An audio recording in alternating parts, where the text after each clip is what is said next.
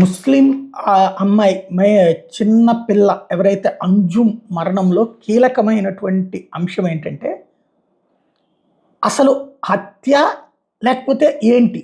ఇప్పుడు natural death జరుగుతాయి. ఏదైనా ప్రమాదవశాత్తు పక్కన ఉన్న నీళ్ల కుంటలో పడటం అది. కానీ 10 కిలోమీటర్ల దూరం వెళ్లి న్యాచురల్ డెత్ జరగదు కదా! అసలు దీని మీదన స్పందన లేకపోవడం ఇక్కడ విచిత్రం. ఇక్కడ విషయం ఏంటంటే, మొన్న ఆదివారం సాయంత్రం నుంచి అమ్మాయి కనిపించలేదు. ఆమె తల్లిదండ్రులు ఎవరైతే షమియా అజ్మతుల్లా ఆ రోజు సాయంత్రం 6 గంటలకు పోలీసులకు కంప్లైంట్ చేస్తే వెంటనే వాళ్ళు డాగ్ స్క్వాడ్ని తీసుకొచ్చారు. ఆ డాగ్ స్క్వాడ్ వచ్చేటప్పటికి అంజుమ్ కుటుంబం ఉండేటటువంటి యూబీ కాంపౌండ్ నుంచి చెంగలాపురం రోడ్డు దాకా వెళ్ళింది.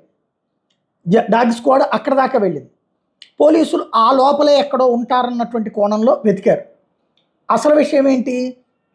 అక్కడికి దాదాపుగా 10 కిలోమీటర్ల దూరంలో ఉన్నటువంటి చెంగలాపురం రోడ్డు దగ్గర, అంటే ఇదేమో చెంగలాపురం రోడ్డు దాకా వచ్చి జాగిలా లాగిపోతే అక్కడి నుంచి ఏదో వెహికల్లో తీసుకుపోయి ఉండాలి ఎవరైనా మనుషులు అన్నది కదా ముఖ్యం. ఇప్పుడు 10 కిలోమీటర్ల అవతల డెడ్ బాడీ దొరికిందంటే, కాబట్టి ఇది ఖచ్చితంగా అది సమ్మర్ స్టోరేజ్ ట్యాంక్ 4 కిలోమీటర్లు అంటే అంజుమ్ ఇంటికి 4 కిలోమీటర్ల దూరం ఉంది.